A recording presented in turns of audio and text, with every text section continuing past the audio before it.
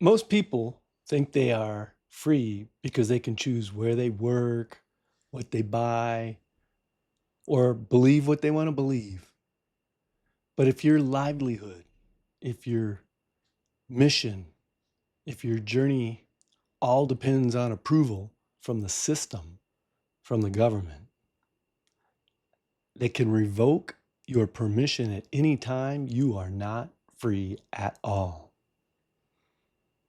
This is managed permission. So, what I'm going to talk about is if freedom can be taken, it was never free. You see, freedom comes from your identity, it comes from knowing who you are as the child of God, not from statutory permission for some fake identity registered into the system. Freedom comes from knowing who you are in God, knowing that you as a child have an inheritance from your Heavenly Father.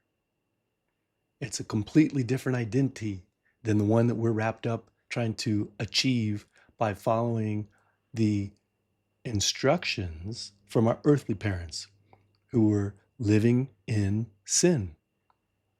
The sin can be identified with wordplay by using the social identification number, right? This is the identity that many of our parents put on us when we're born, and they expect us to become productive in society, in the public system. So we become a member of the public. This is our identity. This is why we get birth certificates and driver's licenses and professional licenses so we can operate within the public system. This is the very system that Yeshua taught us to be aware of, see with our eyes, hear with our ears, go deeper than what seems to be present on the surface. The public system is a system that keeps people from seeing the truth of God's word. As a child of God, you connect to the Spirit of God, and this is what sets you free. Free from what? Free from sin. Sin is the misperception of how the world really works. This is the parable teaching of Yeshua, the great master, the one who we are to bow down to. If you're a child of God, you see his son, Yeshua, as the example of the one of us, the one of his children who got it right. He could see the system clearly. The Pharisees and the Sadducees could not pull the wool over his eyes. He could see right through their schemes, right through their dogmatic teachings, right through the religious leaders who were trying to tell the people that they were free, right? In the book of John, chapter 8, there's the story that Jesus is sharing. And he's telling it to the religious leaders that they're in slavery, and they're saying, "What are you talking about? We are free." And they don't understand that slavery was a system that they belonged to, and they didn't even know it.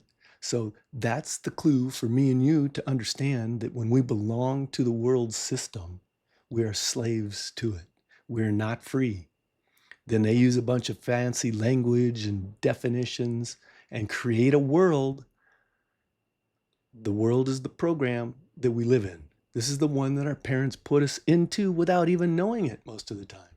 So this is why there's no condemnation for those who are caught up in sin.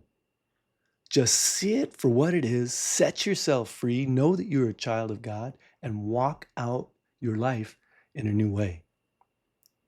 For me, this meant that I gave up my professional licenses. This means that I don't ask the government for permission to take people out into nature to connect with the Spirit of God through my unregistered free church. This means that I have reclassified assets and I steward them as resources, natural resources that belong to my Father, not to me. This is what it means to set yourself free when you see clearly and you know that you're not a slave to the system, but you're walking in freedom with the Son.